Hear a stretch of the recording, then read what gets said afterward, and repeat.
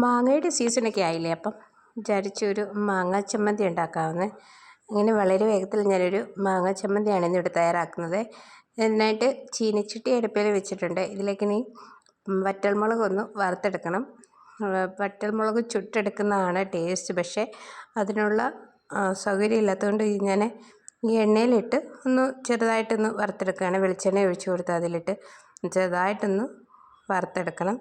ഇനി അതിലേക്ക് ചുവന്നുള്ളി വേണം. പക്ഷേ ചുവന്നുള്ളി എനിക്ക് ഈ വർഷത്തെ കൃഷിയിൽ കിട്ടിയത് ആകെ ഇത്രയുമാണ്. ഇത്ര മാത്രമേ എനിക്ക് ഈ വർഷം കിട്ടിയിട്ടുള്ളൂ. അങ്ങനെ അതും ചേർത്തിട്ടുണ്ട്. ഈ വർഷം ഫ്ലോപ്പായിപ്പോയി. കഴിഞ്ഞ വർഷം പക്ഷേ ഉള്ളി കൃഷിയിൽ എനിക്ക് നല്ലവണ്ണം കിട്ടിയായിരുന്നു. ഞങ്ങൾക്കിവിടെ ഉള്ളി കിട്ടാനില്ല, കിട്ടത്തില്ല. വല്ലപ്പോഴും ഒക്കെ കേരളത്തിൽ നിന്ന് വരുമ്പം കിട്ടുന്നത് മാത്രമേ ഉള്ളൂ. എന്താ അതിൽ കുഴപ്പമില്ല. 3-4 കിട്ടി. അത് ഒന്ന് വഴറ്റി എടുത്തിട്ടുണ്ട്, ഉള്ളിയും മുളകും കൂടെ. ഇനി ഇതൊന്ന് ചമ്മന്തി ഉണ്ടാക്കണം. ഇങ്ങനെ മാങ്ങ കിട്ടിയിട്ടുണ്ട് ഒരെണ്ണം. മാങ്ങയും ഒന്ന് അരിഞ്ഞെടുത്ത് ചേർത്തു. ഇതൊക്കെ എല്ലാവർക്കും അറിയാവുന്ന, പിന്നെ നമ്മുടെ സന്തോഷമെല്ലാം ഓരോന്ന് കാണിക്കുമ്പം. അതുപോലെ ഉള്ളിയുടെ കാര്യം ഞാൻ പറഞ്ഞത് സത്യമാണ്. ഇവിടെ ഞങ്ങൾക്ക് ഉള്ളി കിട്ടത്തില്ല. സവാള ഉള്ളിയാണ് മിക്കപ്പോഴും ചട്നിയിലൊക്കെ ചമ്മന്തിയിലൊക്കെ ചേർക്കുന്നത്.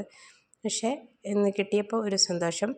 അങ്ങനെ തേങ്ങയൊക്കെ ചേർത്ത് ഒന്ന് ചമ്മന്തി അരച്ചെടുത്തിട്ടുണ്ട്. അപ്പോൾ നിങ്ങൾക്ക് എൻ്റെ വീഡിയോ ഇഷ്ടപ്പെട്ടോ? ഇതൊക്കെയാണ് ഇവിടുത്തെ വിശേഷങ്ങൾ എന്ന് പറയാൻ വേണ്ടി മാത്രമാണ്, അല്ലാതെ ചമ്മന്തി അരയ്ക്കാൻ ആർക്കും അറിയാൻ വയ്യാഞ്ഞിട്ടല്ല. അപ്പം ഇങ്ങനെയൊക്കെയൊന്ന് ചമ്മന്തി അരച്ചെടുത്താൽ നമുക്ക് ചോറിൻ്റെ കൂടെ സൂപ്പറായിട്ട് കഴിക്കാൻ പറ്റും. മാങ്ങാ ചമ്മന്തി ഉണ്ടെങ്കിൽ പിന്നെ മുട്ട പൊരിച്ചതും മാങ്ങാ ചമ്മന്തിയൊക്കെ ഉണ്ട്, അച്ചാറും കൂടെ ഉണ്ടെങ്കിൽ ഓക്കെ. അപ്പോൾ അടുത്ത വീഡിയോയിൽ നമുക്ക് കാണാം. ഓക്കെ.